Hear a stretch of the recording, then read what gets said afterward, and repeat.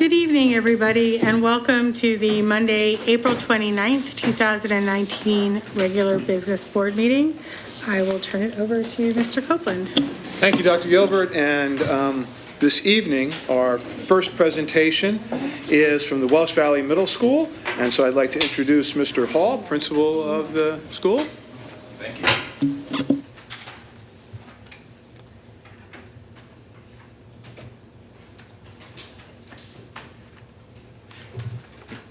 Good evening, everyone. Happy spring.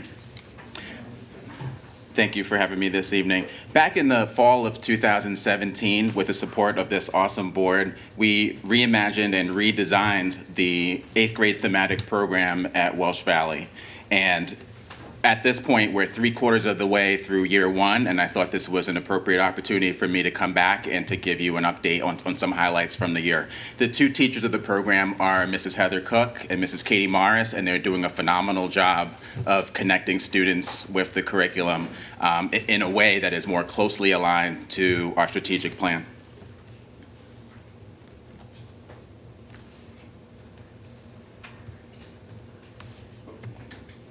Okay.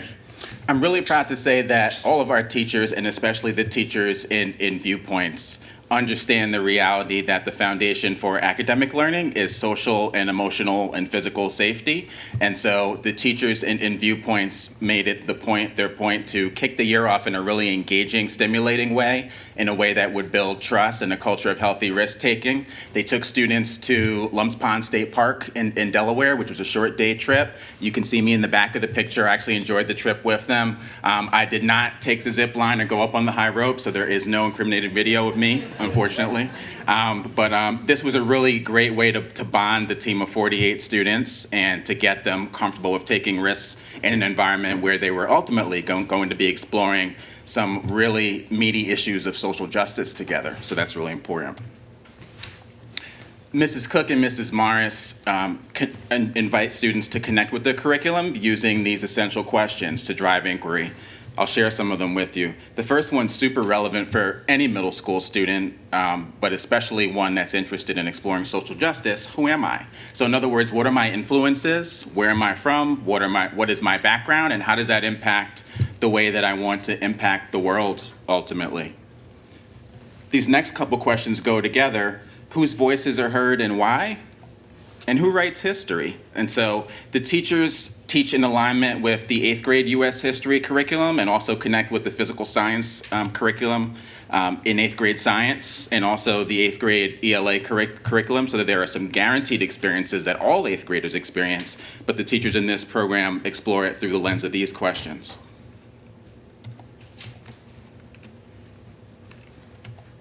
Okay.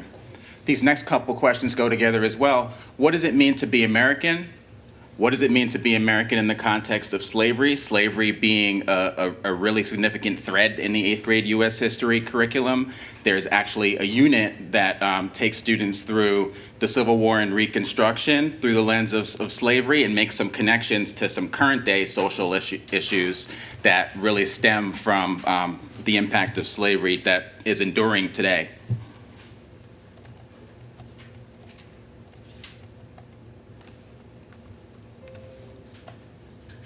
This next couple ones go together as well. How has slavery affected what it means to be American today? And what matters to me? Along with the questions of whose responsibility is it to speak up in the face of injustice and what causes people to bring about change? So you can see those last three questions really get at taking action based on one's influences and one's background and one's passions in order that each student may be in a position to feel empowered to enter to learn and go forth to serve, making an impact on the world in a way that's really unique. There are a variety of hands-on and project-based learning experiences. The one you see on the left is from Oregon Trail Day. There was about a 2-week project in October where students explored what it was like to be a pioneer, and it was a culture builder. There were groups of students that were charged in alignment with the physical science curriculum to design a wagon that needed to take a 2,000-mile journey. Through this simulation, they actually had to traverse the acres of our campus and go across the field. There were various calamities that befell them, that the teachers put out there, that they had to sort of in a team challenge, community building way, work through collaboratively. On the right-hand side, you see a reference to a really awesome, meaty project, the Follow the Drinking Gourd project. Follow the Drinking Gourd is an African-American folk song that actually has code in it that described for slaves how they could navigate the Underground Railroad and escape the slave states. And so students analyzed that song and the symbolism behind it. There was a guest musician, Ali Richardson, that came in. He actually delivers workshops on hip hop and jazz musicology for the African American Museum in Philadelphia. Well, he came in and he was a guest speaker, sort of an artist in residence, and he performed and took students through the way that music has been used throughout history as a tool for a variety of reasons, but also especially for social justice. Really a fantastic experience. Students also needed to select 4 different texts that represented the same historical event of their choosing, and they needed to research each author and the extent to which the author used rhetorical devices and symbolism that would give us a sense of their voice. So they're exploring those different viewpoints through that lens of English language arts as well. Students in the Viewpoints program really carried through with this thread of participating in service learning throughout the year. On the left-hand side, you see that we visited with the students Cradles to Crayons, and then on a monthly basis, each month we visited the Jewish Relief Agency. This ongoing relationship that we've been fostering with JRA has given us the opportunity to allow our students to connect with elders and really to experience direct service, really connecting directly and forming relationships with people that they're looking to serve. The young lady that you see at the table on the right-hand side with the cake in front of her, it was her 102nd birthday. And so students prepared some questions and went in and connected with this woman, Evelyn. There was a connection with an elementary school, Greenfield Elementary School in Philadelphia as well. And so 7 or 8 different times during the school year, students each wrote to their pen pal 7 or 8 times. And then on the Friday before spring break, they took a short trip down to meet their pen pals for the first time. There's a coordinator of community building there and culture who took them through a series of different team and community building activities so they could connect with one another. And that's been a really great experience, an opportunity for our students to experience what it means to be a member of the Philadelphia metro area through the lens of youth that are members of different communities than our own.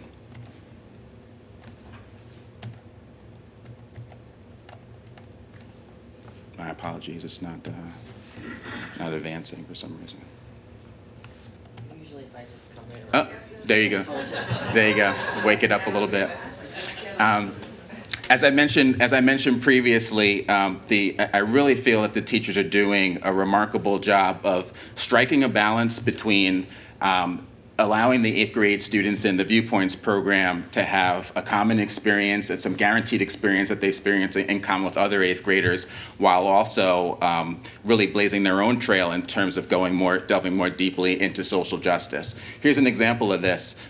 So for several years now, students have read across the 8th grade in common, a core book is A Raisin in the Sun, and that's part of that unit I described earlier. Students perform skits from this book, but the students in Viewpoints experienced a 3D model simulation where they got 100 pennies. Each penny represented 1% of the wealth in the United States. And you can see right here, there's an unequal distribution of wealth. They experienced that viscerally as they used actual data on the distribution of wealth in the United States and represented that in small groups and pairs.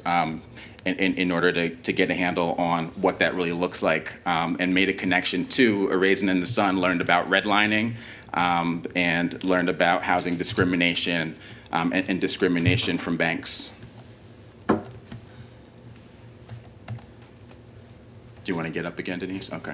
As we wrap, as we wrap up year one, I just wanted to sort of preview some things that are coming, even in the last few weeks of school.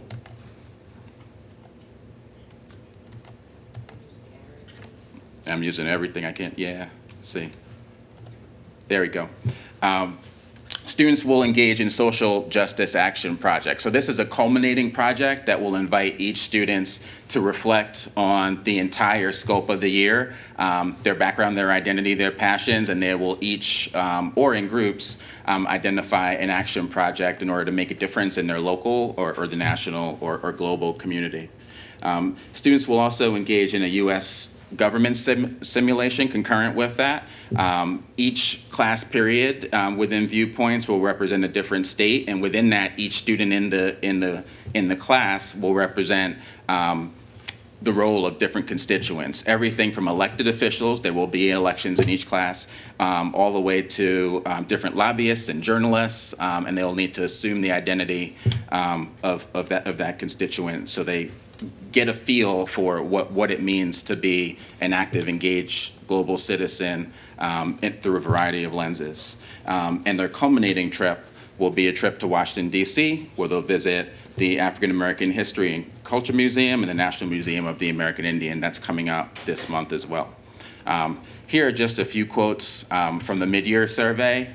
We will certainly give students an opportunity to give feedback on their year at the end of the year, and we'll certainly share that with you.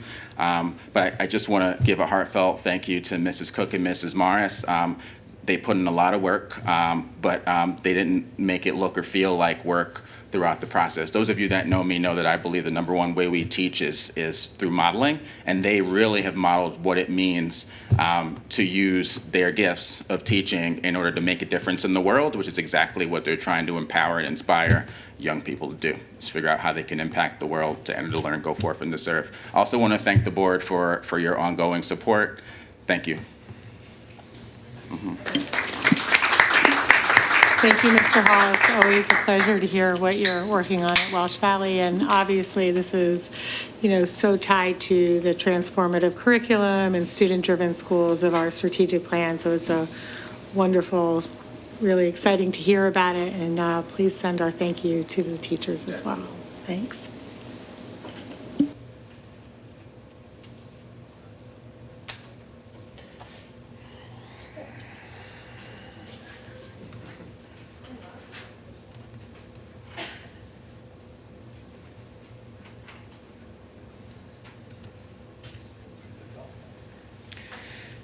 Okay, so these keys, they're the easier ones.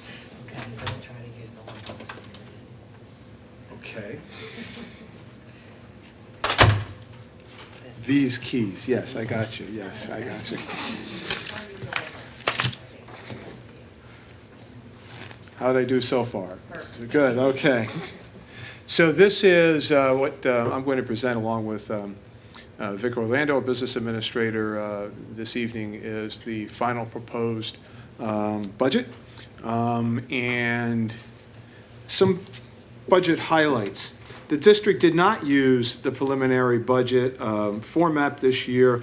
The preliminary budget is used when you apply for exceptions. This year, as has happened last year, we did not qualify for exceptions in either pension or special education, and so we didn't ask to go above the Act 1 limit. Our use of fund balance this year is at 1.6 million compared to in the past. It was at 3.7 million last year's, and that's been steadily coming down. So what we've been trying to do is to make sure that we don't use a lot of fund balance in order to balance the budget. We're anticipating increased revenues, and that's reflected in the budget. We continue to have challenges, of course, with our increased enrollment. We continue to plan for both near and long term. And with that in mind, we're going to be having a budget presentation, or excuse me, we're going to be having a finance committee meeting where our financial advisors will be coming to talk about the long-term aspect of the bond issuance related to the building of a new middle school. And that meeting, Mr. Orlando, is, what is, May 9th. Okay, good. In terms of the Act 1 budget cycle, we're going to adopt the resolution certifying a millage rate that will not exceed 2.3% this evening. The Budget Finance Committee meetings that we've already had include operations, student services, and staffing and information systems. Those were all detailed explanations of some of our major budget impacts, and I would encourage the public to take a look at those. They're archived, they were videoed, and they're archived on the board page. And so those are there for folks. What drives our budget? Well, our instructional program, we want to maintain low class sizes while continuing our student programs.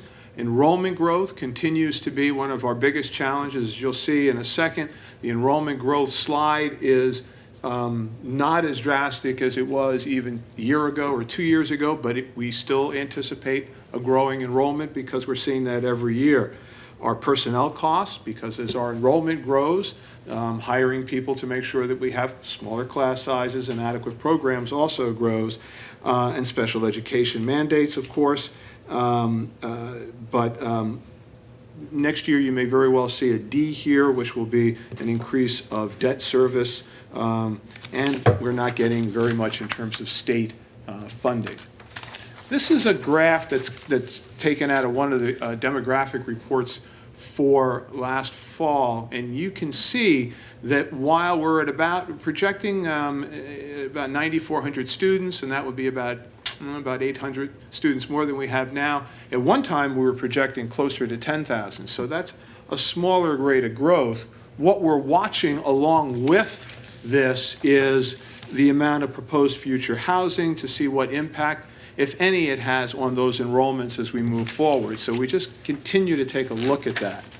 The next 3 slides will be our proposed staffing increases related mostly to enrollment growth, not entirely. So you can see there at the elementary level, I'm skimming those, I'm not going to read each one of them. All of them, I think, relate to enrollment growth. I'm looking at Mrs. Schaefer. She's shaking her head, so I got that right.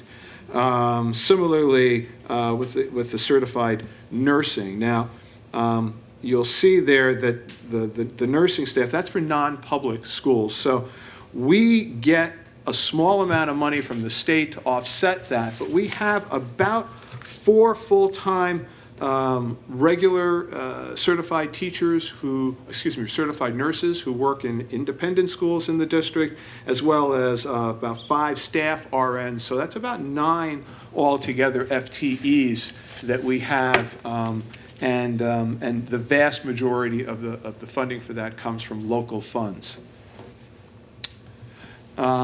This slide summarizes the middle school and the high school. I would just point out, again, most of these have to do with increased enrollment or certainly increased opportunities for students. If you'll look at the bottom, you'll see that we have added a second college access coordinator, counselor rather. So therefore, there will be 1 for each of the high schools. Before we had 1 person who was at both. In the middle school and high school level, though, there are increase in program. So the board and public who's been around for a while knows that in Bala-Cynwyd Middle School, there's a program called the Now Classroom, and in Lower Merion High School, a program called Communications. Students who needed those programs, if they were in Welsh Valley or Harriton, had to leave their home schools and go to Bala-Cynwyd Middle School or Lower Merion High School. We've added the requisite staffing so that they can stay, and some students didn't do it because they didn't want to leave their home schools. We're gonna fund those in those schools for next year. So those are increases really in program, and then finally some middle high school positions that we're putting into the program. So you can see that with enrollment growth and program expansion, large number of staff.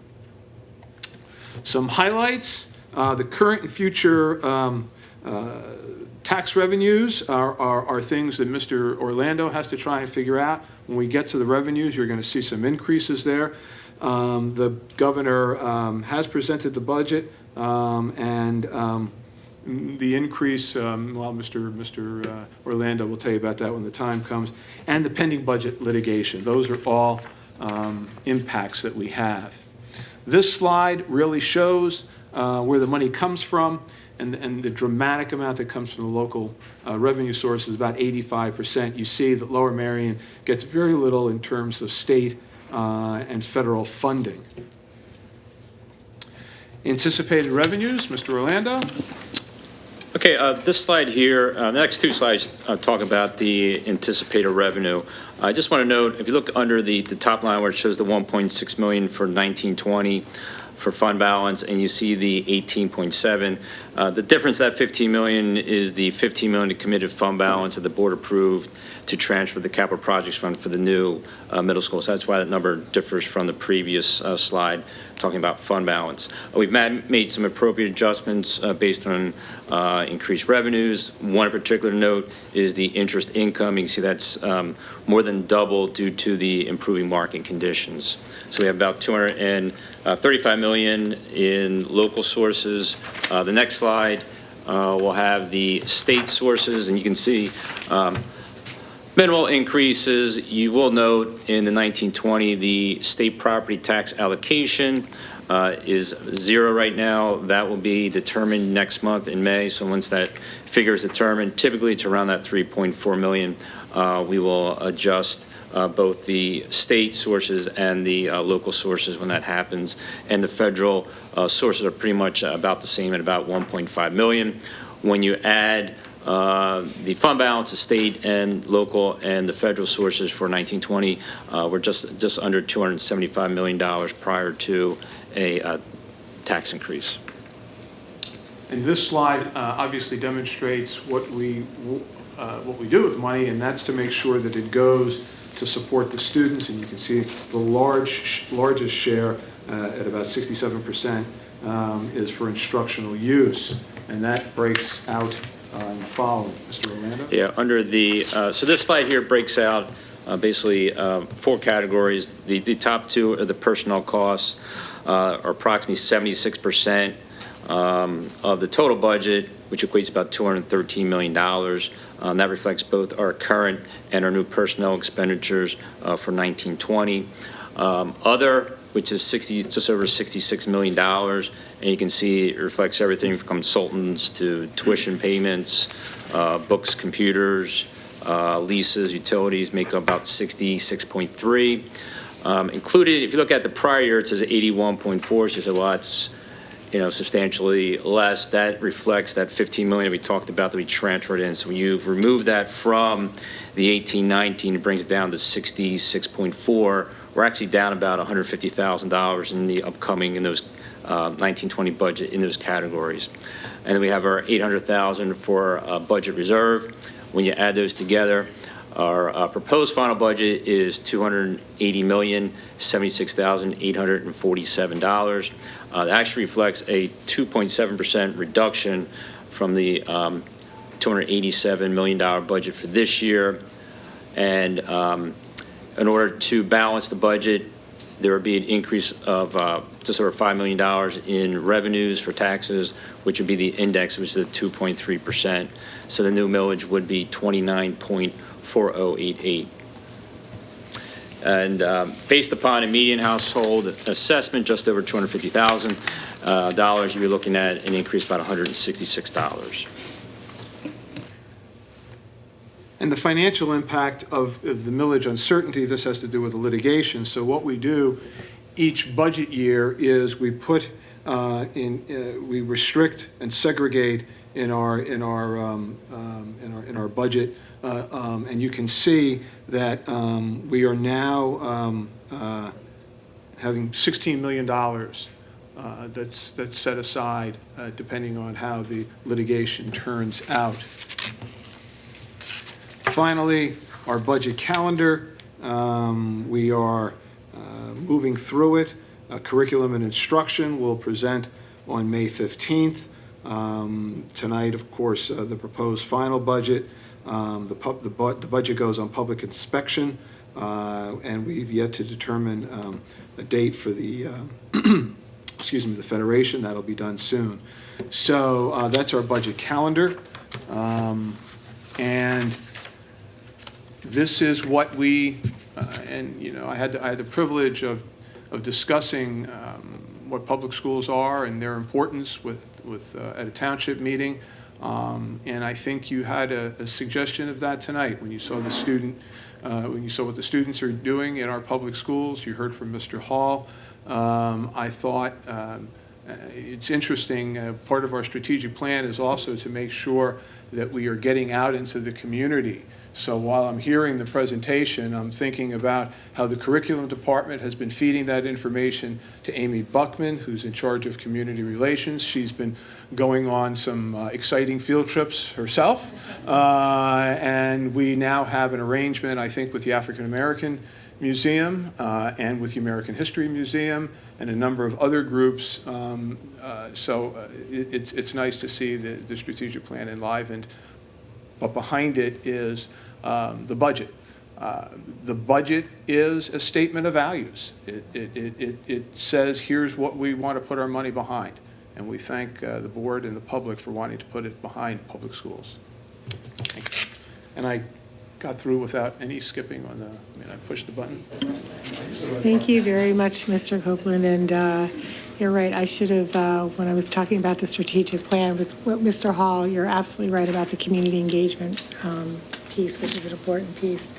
At this time, I'll take questions or comments from board members. Go ahead, Laura. Thank you for the presentation and all that good information. So this is, I guess, in the news, and I just thought I should ask a question as it relates to the budget. If the school district at the right time in the process made a decision to move forward with changing start times throughout the district, would the costs associated with that be reflected in next year's budget? In next year's budget. Because Well, part of what I think, the public, it's important for the public to understand is there will be costs associated with that. Yeah, I guess it depends on what the task force who's working on it recommends. Right. And what the board ultimately decides to do. In 2022, we're going to have a new middle school. We need to. It has to happen. And that's a third middle school. And so the question will be, do you want to move the start times before that happens and then change things again when the redistricting occurs? And I think we haven't gotten there yet. So that timing would determine where. And then depending on what is recommended and what you approve, the financial impact on that would occur in the budget preceding the actual time change, because it would have to be able to pay for it in a year. Okay, thank you. Vic, looking at the expenditure, this would be slide, I guess it's 16, where it seems that the decrease, the primary decrease is in the other category, where it goes from 81 million down to 66 million, and the salaries and benefits increase, modestly from this year to next year. But could you explain was there a particular driver that composes that $15 million in decrease from last year to this year? Yeah, the 15. This year to next year, Going from the 81 to the 66. Yes. Yes. So that's the $15 million that the board approved of the committed fund balance we have for future capital projects in the 18-9 that was transferred into the capital projects fund for the new middle school project, land acquisition and services. That's the $15 million. So that was done in 18-19. That's why it's $15 million more. You need $50. $15 million, the current year. Oh, I see. The current year, yeah, it was a one-time transfer. That's why it spiked up. Oh, I see. So if we looked at 17, 18, it was probably more like $15 million less. Yeah, it was like I- 65, okay. 60, yeah. So this year was an anomaly. That's All correct. right. That's Okay. correct. Thank you.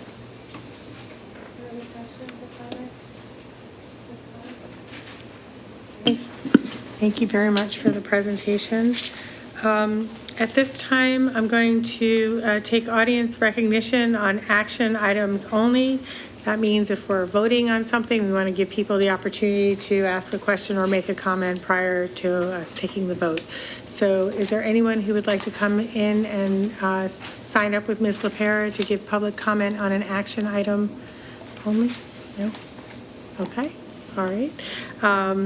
Then at this time, I am going to move to, I need a motion to approve the attached minutes from the Board of School Directors meetings.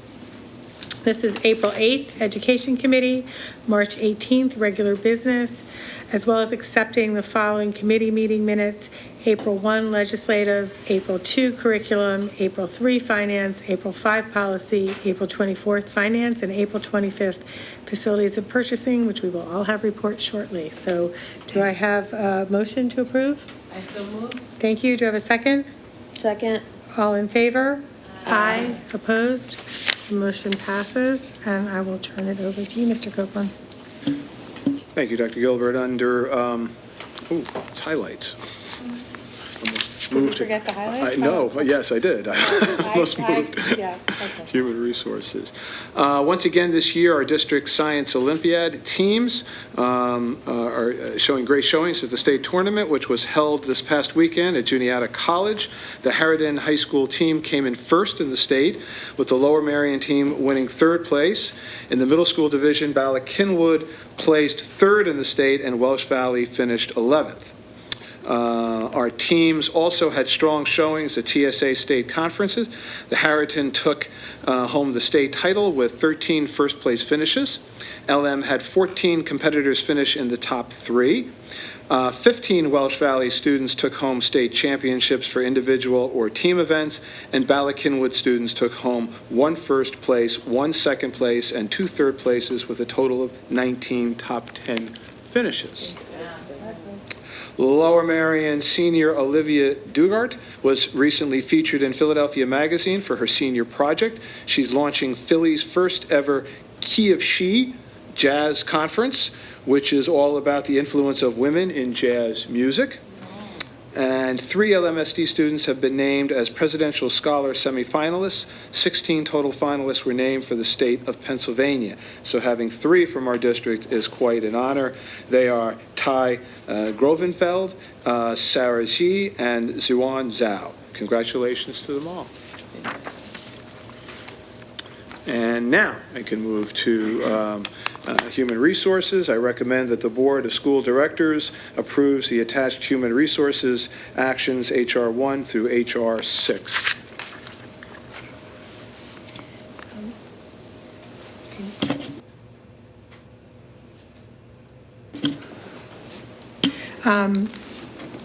Do you have any questions or comments?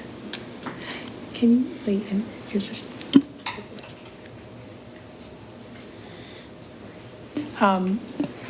you, is there a motion to approve? So moved. Thank you. Is there a second? Second. All in favor? Aye. Opposed? The motion passes. So on the HR agenda, one of the items was the retirement of Ann Heffron as principal of Marion Elementary School for the last, was it 23 years, I think? And that's a real loss for the district. It's when you lose institutions, and the Marion Elementary School family kind of knows one way, Ann's way, doesn't know anything else, and they seem really happy with it, and I've really been impressed with her leadership in my 4 years in the district, and I can tell you that she'll be missed. I just want to also comment on Ann Heffron. She replaced a legend, and it was really, Marvin Gold, who had been there beforehand, everyone thought, oh, there was no way anyone could fill his shoes, and my children were, sadly, in elementary school at Marion when she arrived, and she filled those shoes and ran with them. She was a fabulous principal, and she is really going to be sorely missed. And to this day, she remembers the name of every child that has been through that school. It's just an unbelievable skill. And she will ask me, how are Tim and Kelly? And she keeps up with them, and she's one in a million, and she will be greatly missed. And so I wish her well. I hope she's going to do something fun with her retirement. So I just want to thank her for her years of service.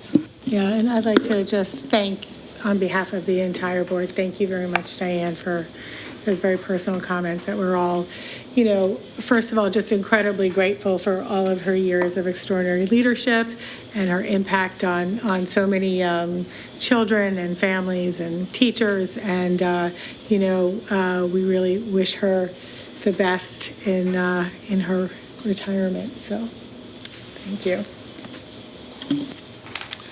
Under Educational Services, the administration recommends that the Board of School Directors approves the attached quote for the book, The Little Book of Luke, for the high school's one book project at a cost of $20,750. I just realized that. We skipped that. It's okay. Oh. We'll vote on that first. We'll go back. It's okay. I had to flip the page. I didn't flip the page fast enough. So before we'll get a report on this in a moment, but actually, why don't we have your report and then we'll vote on it, so that way if people have questions based on your report. So I apologize, that was my fault. Thank you. The Curriculum Committee of the board met on Tuesday, April 2nd at 8:30 a.m. We were presented with the Little Book of Luke as the one book project for both high schools in the amount of $20,750. Second, we had two presentation topics on April 2nd. The first being the strategic plan update. We were presented with the focus explorations of the strategic plan, which are high leverage strategic planning initiatives that positively impact the student experience. The team envisions over the next school year, the upcoming school year, bringing each of the focus explorations to scale. And they include areas such as residencies, habits of mind, elementary report cards, homework, challenge success, grading practices, and K-12 grading philosophy, restorative practices, sleep and school start time, and digital portfolios. Each area was expanded upon by the designated strategic plan pathway lead team member, and the curriculum committee looks forward to the continued progress of this work around focus explorations.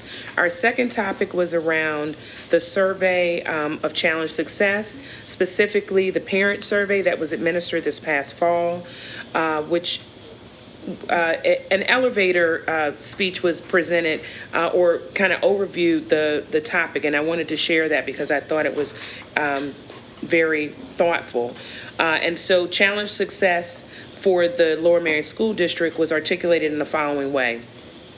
We want all of our kids to do well in school and to master certain skills and concepts. However, placing a singular focus on academic achievement has the ability to result in a lack of attention to other components of a successful life. The ability to be independent, adaptable, ethical, and engaged critical thinkers. In Lower Merion, the Challenge Success Program was adopted to help guide our schools in our decisions and practices that need improvement. So the analysis on the parent survey was presented at Curriculum Committee, and we also previously saw the survey analysis for the student side of the survey. The team shared that both immediate and long-term responses from the surveys will be addressed. And overall, the mission of the program is to transform the culture of our school community to ensure that all stakeholder groups are consistently working collaboratively to foster learners who are not only academically prepared, but also healthy, motivated, independent, adaptable, ethical, and engaged critical thinkers. And so again, the curriculum committee looks forward to hearing about next steps. Our next meeting will be on Tuesday, May 7th at 8:30 a.m. And that concludes my report. Thank you. Thank you, Dr. Van Lynch. So now we're going, vote on the recommended action for the One Book project. So are there any questions? Sure. I was not at the curriculum community meeting, I don't think, when this was discussed. If it was, I missed the opportunity to ask this question. Is there any reason why we're getting only hardback books and not electronic? It just seems we have, our kids all have computers, to have it electronically. It just seems like 2,500 books, hardback books is a lot of paper. So the book is a small book. This is actually a K-12 one book. It's the first time we're doing it K-12. So it's an easy read and very visual, with a theme of happiness.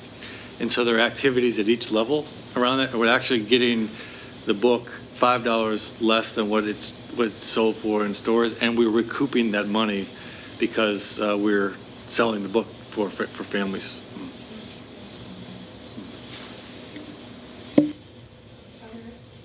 Are there any other questions or comments? Do you have a motion to approve? So moved. Do you have a second? Second. All in favor? Aye. Opposed? Abstained? The motion passes. And I think I'm back to you. Okay, I can go. Under Student Services, I'd like to take items A through E in one motion. The administration recommends that the Board of School Directors approves the student services items as listed, agreements for students receiving non-district educational services, SS1 through SS9. Further, the administration recommends that the Board of School Directors approves the attached agreement with Chester County Intermediate Unit for 2 behavior specialist consultants through June 19th, 2019 for $73.22 an hour. The administration recommends that the Board of School Directors approves the attached agreement with Abington Speech Pathology Services for speech therapists at the rate of $82 an hour. The administration recommends that the Board of School Directors approves the attached agreement with School Threat Assessment Consultants, LLC, to provide full-day workshops on the comprehensive school threat assessment guidelines to administrators as determined by the district in the amount of $3,500. And finally, the administration recommends that the Board of School Directors authorize the attached special education services cost plan agreement for the 2019-20 school year for an estimated cost to the district of $1,176,606.66.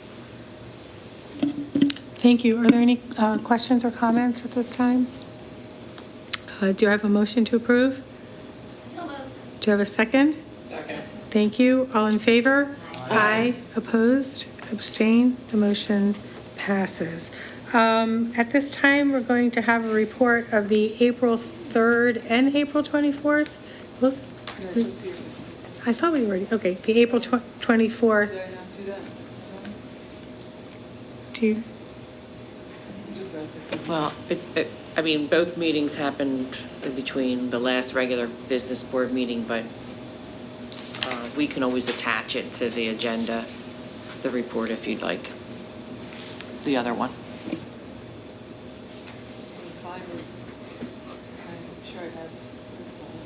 Do you want to just start with the 24th then and then come back to it? Okay. So the board met on April 24th, and the topics were IT and staffing. As Mr. Coppola mentioned in his presentation on the budget, these had been taped, and so, for the details, it's really a good idea to watch the tapes. The slides are also very comprehensive, but just a couple of highlights on each topic regarding the IT. On page 11 of that presentation is what we call the budget donut, which gives you a graph of the budgets for the IT department, and this year it'll be $5,282,623. Roughly $2.3 million will be instructional computers, mainly for the one-to-one. As we cycle them through, we replenish them every 5 years, every 4 years. When they need to be replenished, when they're breaking down, we buy new ones and sell usually on eBay the old ones. We have $920,000 in the budget this year for replacement equipment and $911,000 roughly for hardware and software maintenance. Just a couple other interesting highlights.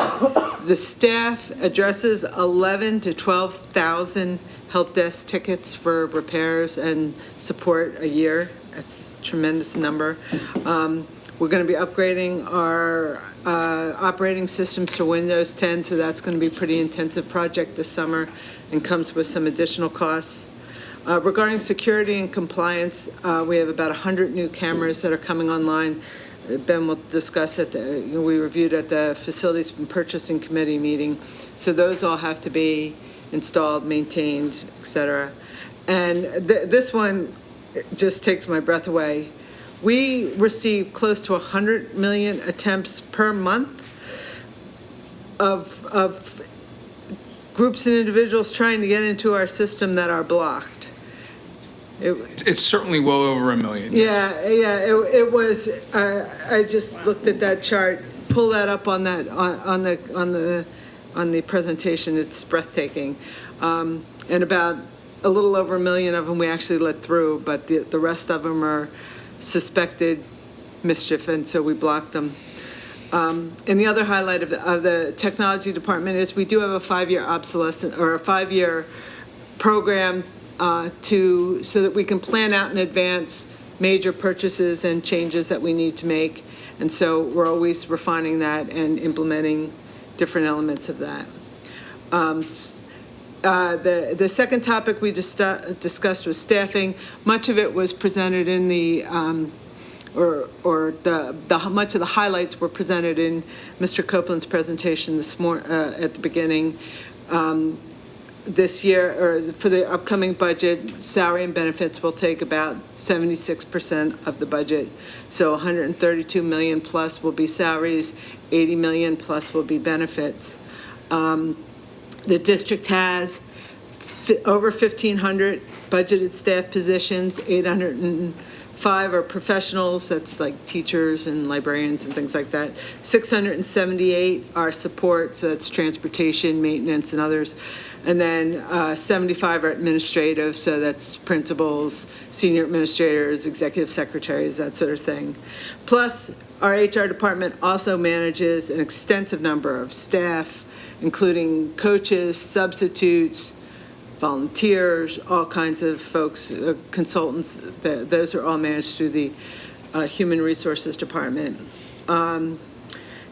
Just a couple other quick highlights. Food service provides over 3,200 meals a day. Technology, over 11,000 devices. Facilities, we have 10 schools, 15 total buildings, so all those have to be maintained and taken care of. We have a staff in the HR department, which also contributes to that number. Transportation, we transport over 9,600 school students, even though we're around, 8,600 in district. There's a large number of students that are non-public students that we also transport. Health services, again, to public and non-public students, so that's over 13,500 students there, plus our communications department. So there's a lot of work that's done by the HR department, and that is the biggest chunk of the budget every year. Our final budget presentation will be on May 15th, and we will cover curriculum. We also have a meeting on May 9th, which we will use to discuss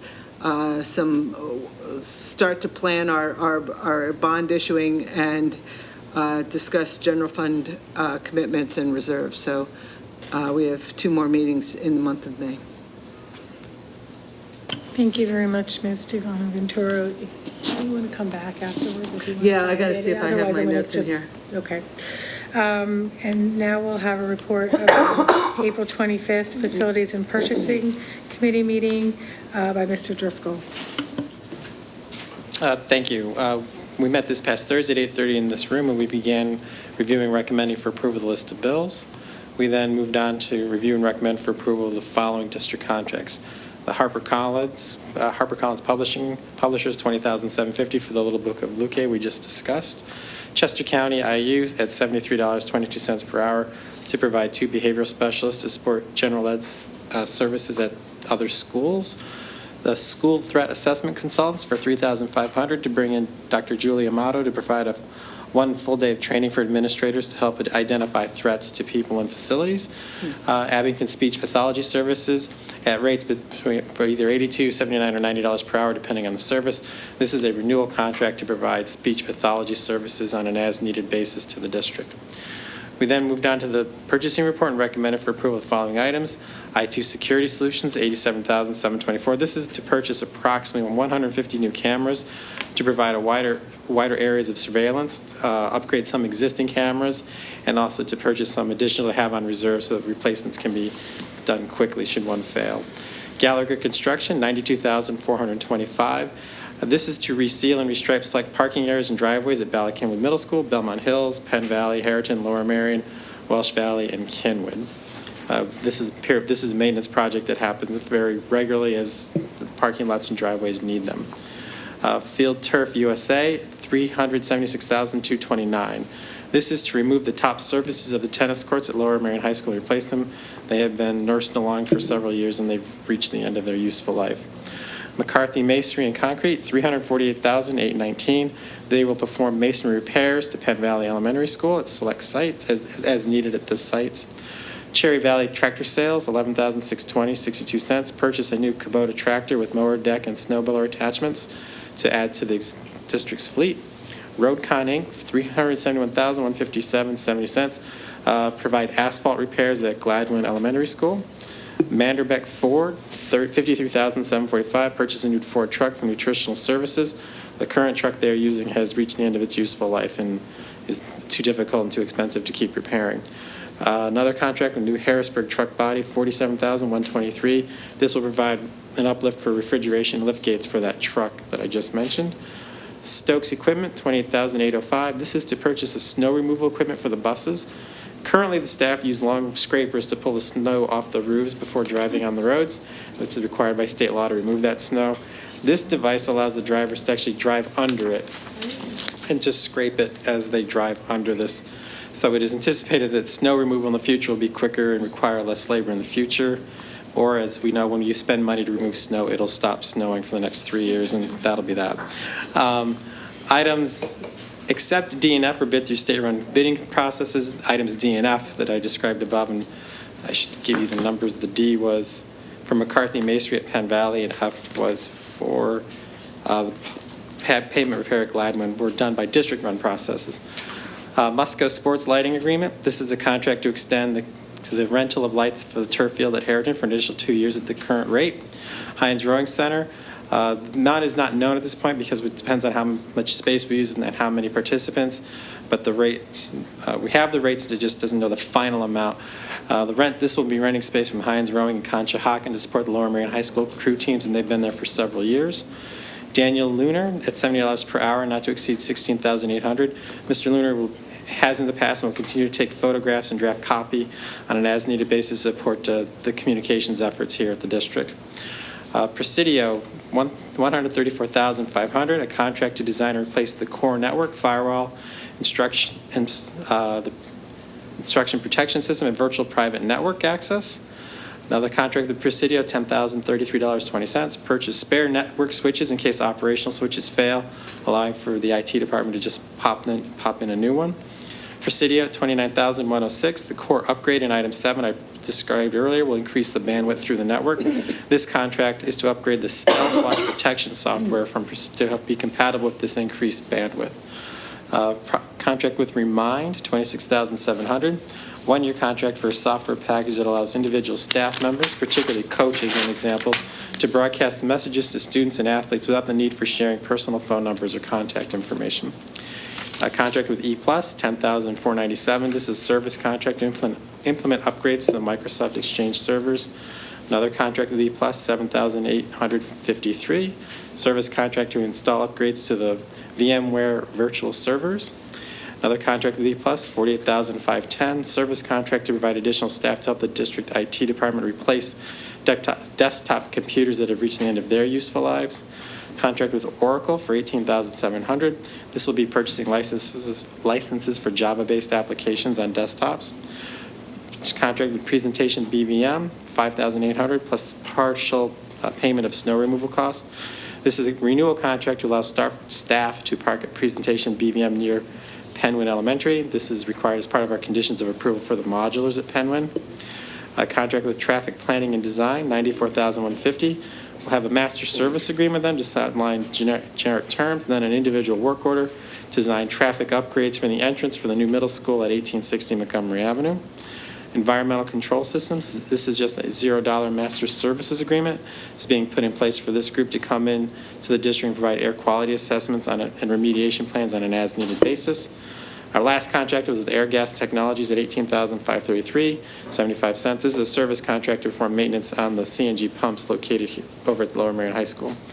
That closed out our agenda items. We went into information where we got a brief update on the new school at 1860 Montgomery Avenue. The district is expecting to begin some hazardous material removal and demolition this summer. In addition, the district will be before the following township agencies seeking tentative sketch approval for this new middle school. May 6th, 1 week from today, in front of the Planning Commission. May 8th, in front of the Building and Planning Committee.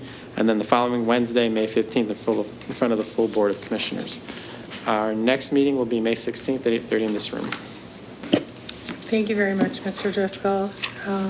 Do you want me to do it now, or you want to skip it? Well, do you want to do like a short Okay, I can do it real quick. version? That would be great, I think, since. Okay.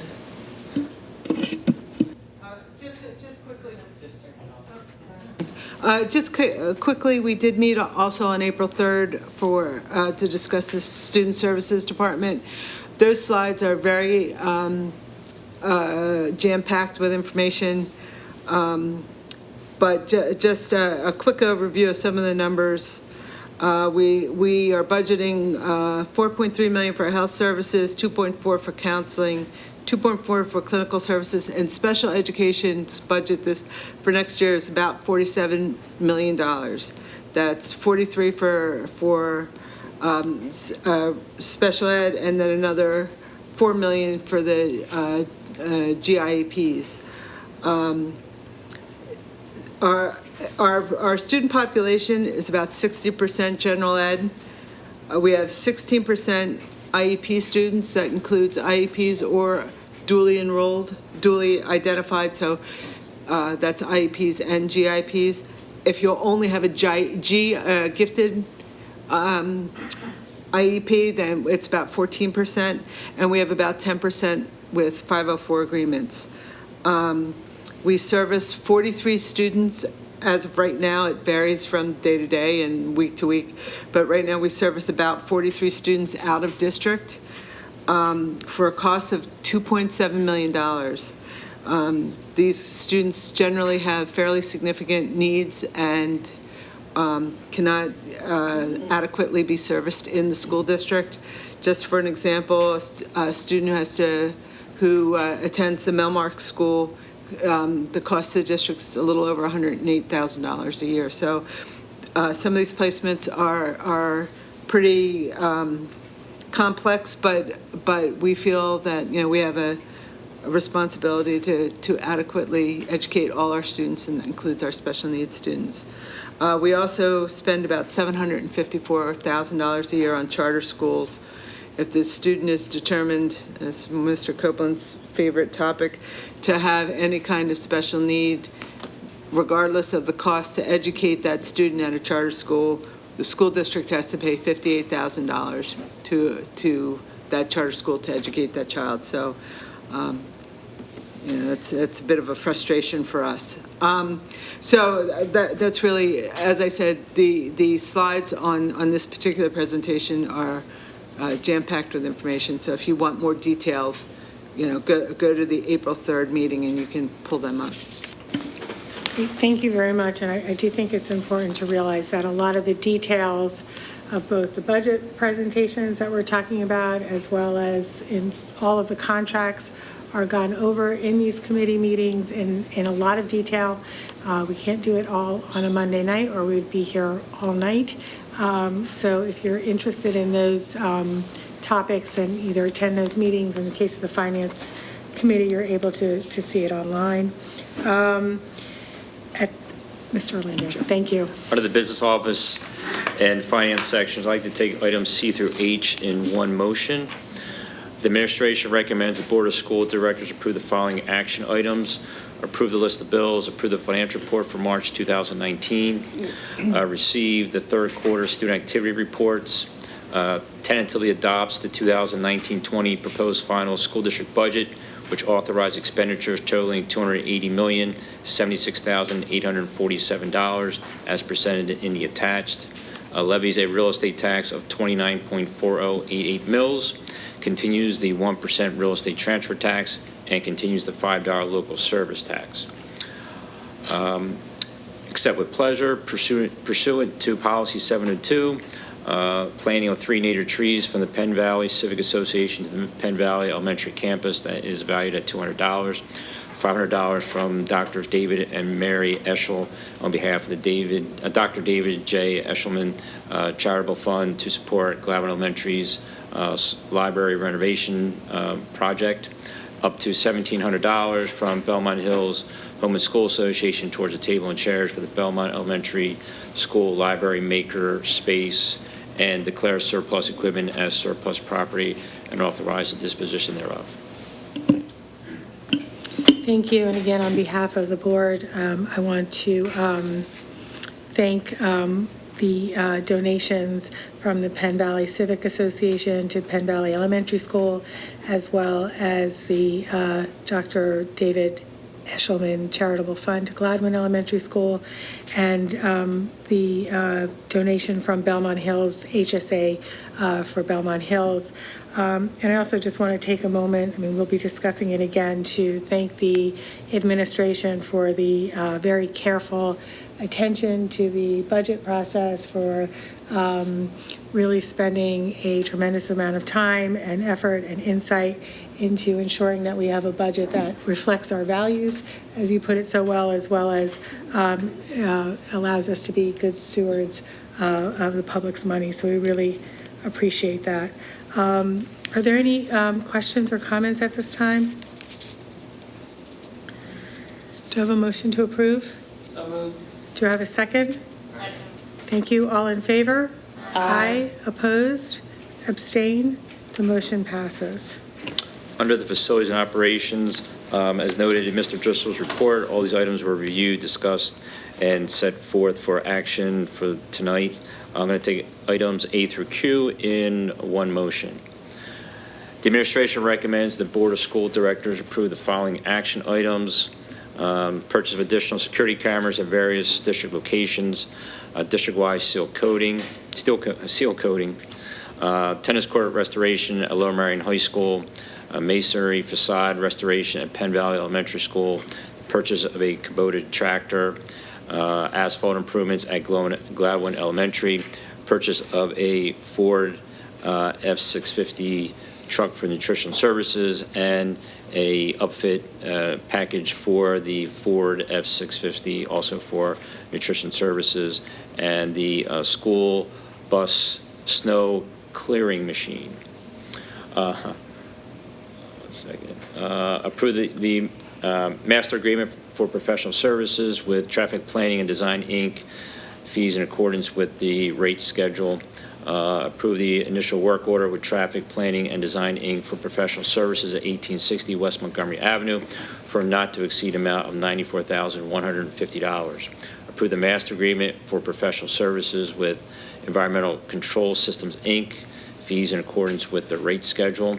Approve Air and Gas Technologies proposal for 9,000 hours of service on the Lower Marion High School CNG compressor for a lump sum fee of $18,533.75. Approve the parking lease agreement with Presentation BVM Church for the 1920 school year in the amount of $5,800 plus reimbursement of 8% of snow and ice removal costs. Approve the facilities lease agreement with Heinz Rowing Center for July 1, 2019 through June 30, 2020, the amount of $32,551.66. Approve the individual consultant contract with Daniel Lunar for photography and multimedia projects at a rate of $75 an hour for a not to exceed sum of $16,800. Approve the addendum to mobile lighting service agreement with Musco Sports Lighting LLC to extend the rental of lighting equipment at Harrison High School outdoor athletic fields through June 22, 2021. Approve the Presidio quote for Cisco spare switches in the amount of $10,032.20. Approve the Presidio quote for Cisco Stealth Watch in the amount of $29,106. Approve the statement of work from Presidio for the core network rebuild project in the amount of $134,500. Approve the quote and addendum to Remind 101, Inc. for the communications app in the amount of $26,700. Approve the statement of work for E Plus Technology, Inc. for one temporary desktop technician for approximately 693 hours beginning June 10, 2019 for an estimated cost of $48,510. That is subject to the solicitor's review. Approve the statement of work from E Plus Technology, Inc. for V Center upgrade amount of $7,853. That's also subject to solicitor review. Approve the statement of work from E Plus Technology for the MS Exchange upgrade in the amount of $10,497, subject to solicitor's review. And approve the quote and general term from Oracle America, Inc. for Java SE and desktop subscriptions in the amount of $18,750, subject to solicitor's review. Thank you very much. And again, these have all been reviewed by the administration, solicitor, and the board committee. Are there any questions or comments at this time? Do you have a motion to approve?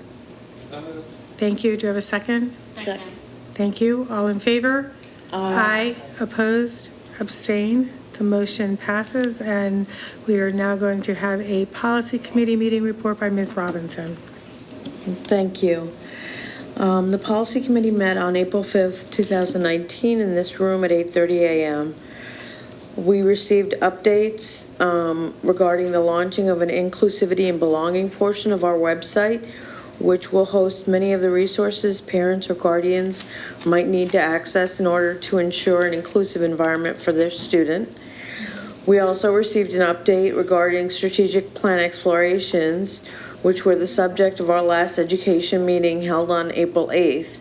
Those interested should view the meeting at the Lower Merion website or on the TV at the local Lmsb educational channels. Policy changes in general. This is to serve as a public notice that the policy committee will be going through all policies over the upcoming summer months to reflect the replacement of the word pupil with the word student where appropriate. No additional notice need be given for this change in policies, as it does not change the overall meaning or intent of the policies. Therefore, the usual procedure of first reading and second reading will not be followed, where we are merely changing the word pupil to student in a policy. For second readings, we had policy in AR 314, 414, and 513, bloodborne pathogens. These policies are being amended to be similar to those of policy 205, which was adopted last month, but relating specifically to employees and bloodborne pathogens such as hepatitis B, hepatitis C, and HIV. No changes have occurred since the first reading last month. For first reading, we had policy in AR 705, safety and security. The purpose of this policy is to outline the board's commitment and multifaceted approach towards proactively ensuring the safety, security, and well-being of all district students, staff, and other stakeholders in the school community and property. The policy has been changed to incorporate information that was contained in other policies, which will now be repealed. Policy in AR 709, building security, for repeal. Policy in AR 710, key control, for repeal. Policy 805, emergency preparedness, for repeal. And policy 819, police school procedures, for repeal. Policy AR 246 was then discussed. Formerly prohibited harassment by and of students is now called harassment, bullying, and hazing. This policy incorporates the contents of the other two policies in one place, and we will be repealing the other policies. Excuse me. Policy in AR 240, bullying, is scheduled for repeal, and policy in AR 261, anti-hazing, is scheduled for repeal. Policy in AR 214 was then discussed, exchange students from outside the United States. This is a new policy to incorporate the language and guidelines relating to foreign exchange students who shall be admitted on a limited basis upon approval by the school board. All potential organizations or individuals applying for admission shall forward a formal request to the superintendent or designee by May 15th of the preceding year. Administrative regulations are forthcoming. And policy in AR 208, counseling prior to withdrawal from school. The only change to this policy was to change the word pupil to student. Therefore, it's not for a first reading. We then had administrative regulations, records management, which was brought forth to further detail and embellish the attachment A, records retention schedule, which will be reviewed further next month. The next policy committee meeting will be held on May 10th in this room, and we've added a June meeting, but it will be actually on May 31st. So it's a May 31st meeting. Please mark your calendars. Thank you. Thank you very much, Ms. Robinson. So for the second read, which we need to vote on, is policy 314, 414, 513, bloodborne pathogens. Does anybody have any questions or comments about that? Do I have a motion to approve? So move. Second? Second. All in favor? Aye. Opposed? The motion passes. And then for first readings, I'm just going to read that the following policies were reviewed for the first reading. Policy 246, harassment, bullying, and hazing. Policy 705, safety and security. And policy 214, international exchange students. And the following were reviewed for first reading repeal. Policy 246, prohibited harassment by and of students. Policy 249, bullying. Policy 261, anti-hazing. Policy 709, building security. Policy 710, key control. Policy 805, emergency preparedness. And policy 819, police school procedures. Everybody's been really busy this month, clearly, all these committee meetings. Before we move on to the next thing, I would just like to, on behalf of the entire board, thank Virginia Pollard for her, from January 2012, I hadn't realized it was this long. So I feel like this is really actually very long overdue. Mrs. Pollard has served as the district's representative to the Montgomery County Intermediary Unit Board of Directors. And she is also the elected treasurer, secretary, I apologize. I actually wrote it down correctly and then I got confused. But which is an elected position, so you have done this for a very long time. You have been representing us to this important group and going to additional monthly meetings, and I just want to say on behalf of the entire board that we really do appreciate all that you've done, and I really hadn't realized it was since 2012, so I extra thank you on behalf of the entire board. So thank you very much. So I'm going to give you and although you're not quite done, I know you're not quite done, you have another couple of months. So, but I wanted, since we're in public and we're talking about this now, I wanted to thank you. Because we are now going to approve the nomination of Deborah Finger to act as the district's representative for the next 3-year term from July 1, 2019 to June 30th, 2020. And I will just say, Deborah, you have pretty big shoes to fill here. So, before we have to actually vote. So does anybody have any questions or comments? Do you have a motion to approve? So moved. Second? Second. All in favor? Aye. Opposed? Then it passes, and thank you for being willing to carry the torch forward. So we really appreciate it.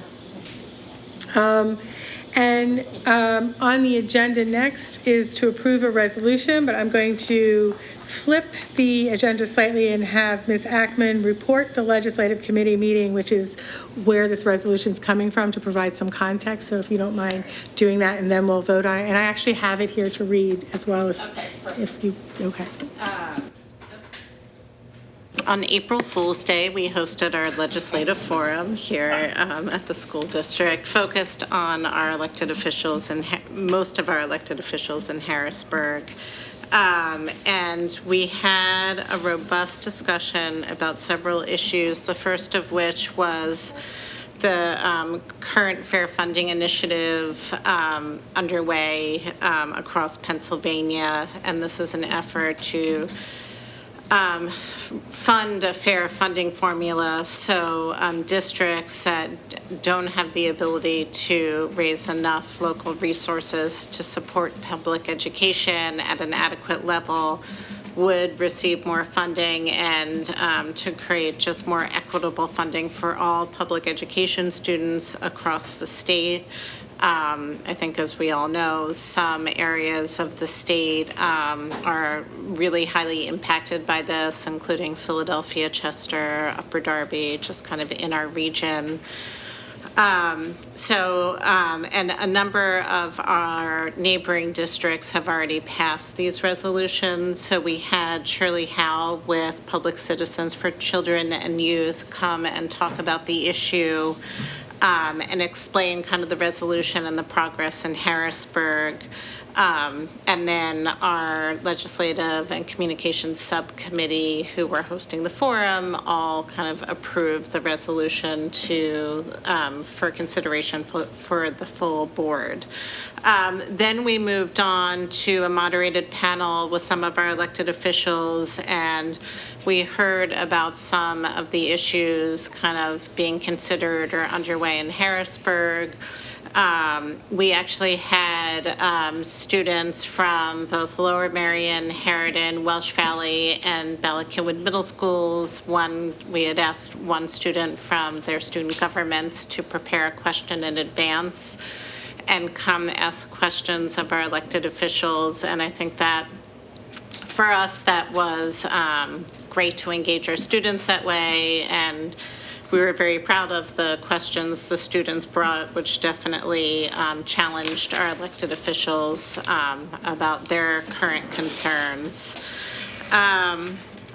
We had some interesting discussion about Act 1 and the costs of charter schools, especially cyber charters, which Diane just kind of alluded to in her Finance Committee report.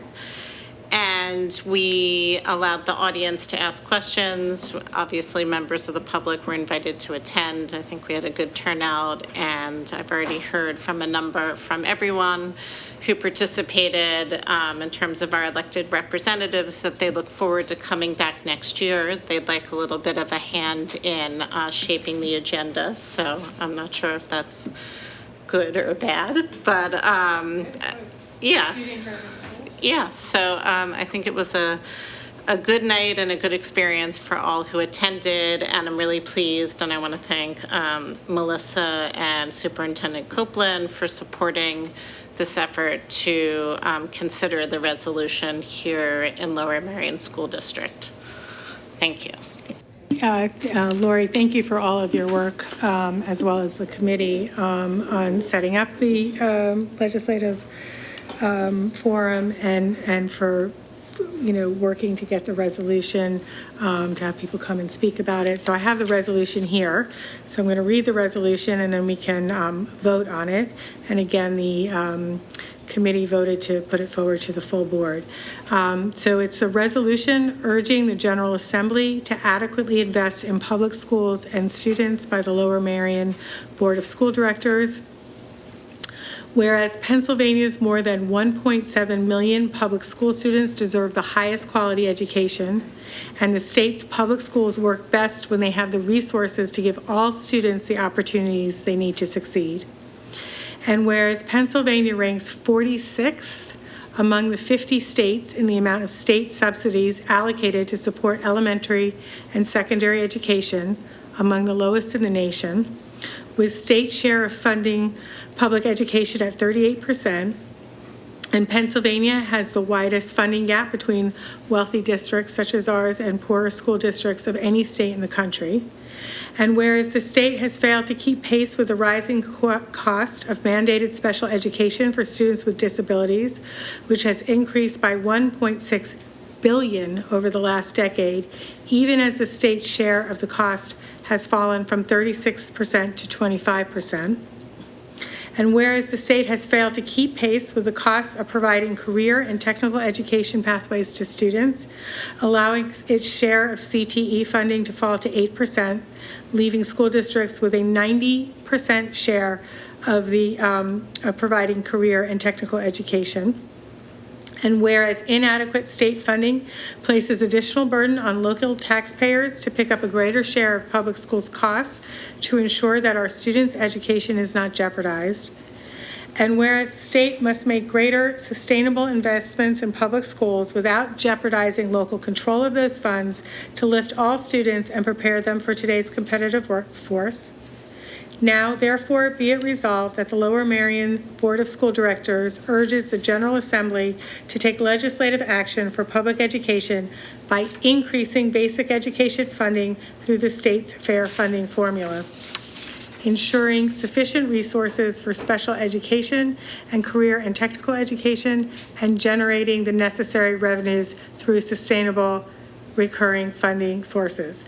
Be it further resolved that a copy of this resolution be submitted to the elected senators and representatives of the Lower Merion School District in the General Assembly and to the Governor of Pennsylvania.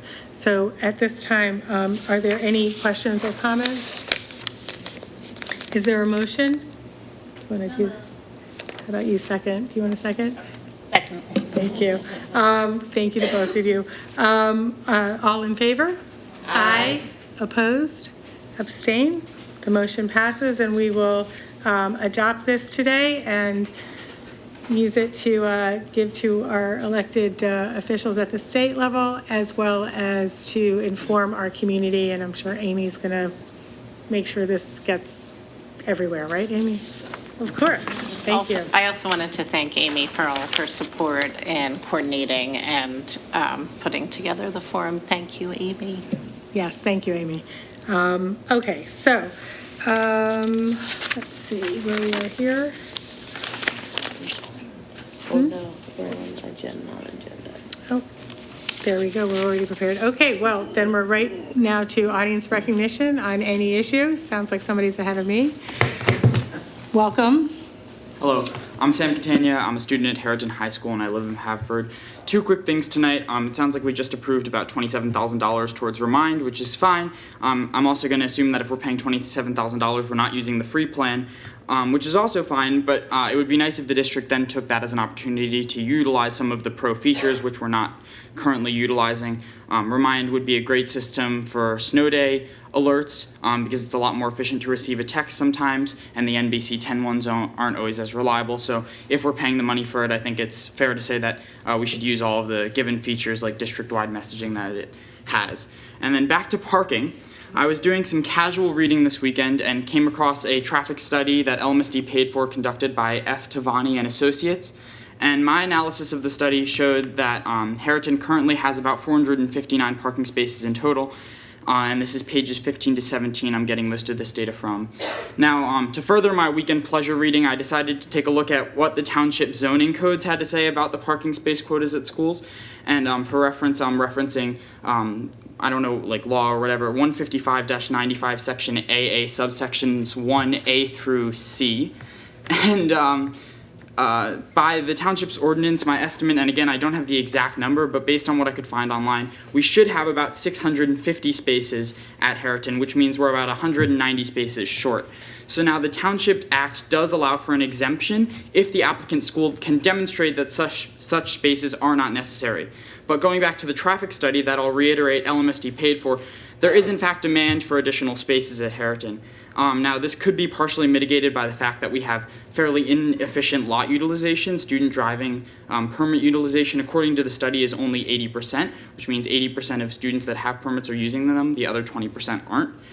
So we should be able to make up for some of the demand there, but this alone wouldn't actually even be enough. The study looked into what would happen if the school allowed students to use the seldom filled visitor spots as well to increase lot utilization, and as it pointed out, there would still be a deficit of 40 spaces given the demand for the spots that there are. And considering we're well under what the township recommends in their zoning, I think it's fair to say that we legitimately do not have enough spaces. So my question is fairly simple. First of all, does the district have the intention to increase the number of parking spaces at Harriton as recommended by the study? Second, given that we have definitive proof that our lot utilization is lower than it could be, will the board encourage school administration to open up more spaces? And finally, and this is just a historical question, did the board seek exemption from the township at the time of building Harriton? I was looking for it, I couldn't find it, but I also wasn't looking too long, and that would be a more difficult document to find. So that's all I have. Thank you. Thank you very much, Sam. Do you want to get back to him, or do you want to? I just wait and see if there's anybody else. Oh, I'm sorry. Is there anybody else who would like to speak? No, you're. Sam, you got to find something else to do.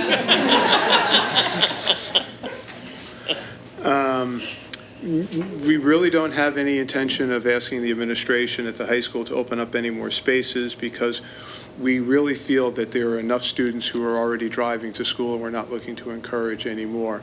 But, and in terms of did we do something way back when, do you have a quick yes or no? Yes, we did, and it's included in the plans that were recorded with the county. Okay. But thank you, Sam. Okay. I know that's not the answer you wanted. I'm sorry. Let's see, where are we here? Okay. Sunshine. Amy Brooks, can you please do the sunshine? Do we have? Yeah. In accordance with Act 93 of 1998, the Sunshine Law, the Board of School Directors met in executive session on the following dates. April 8th to discuss confidential personnel and real estate matters. On March 21st to discuss real estate matters, and on April 29th to discuss confidential personnel matters and real estate. Thank you. And upcoming board meetings, Monday, May 13th, the Education Committee, Monday, May 20th, regular business board meeting, and then committee dates, those are at 8 p.m., and then committee dates, which are here at 8:30. May 7th, curriculum, May 9th, finance, May 10th, policy, May 15th, finance, which is the curriculum budget review, May 16th, facilities and purchasing. Wasn't there another meeting? May 31st. May 31st is policy, but there was another meeting, I thought, around finance. Am I wrong? In May 9th, you have it. That's the May 9th. Oh, I have them both, Yeah. sorry. Okay. All right. And with that, we are adjourned. Thank you, everyone, for staying with us this long. Thanks.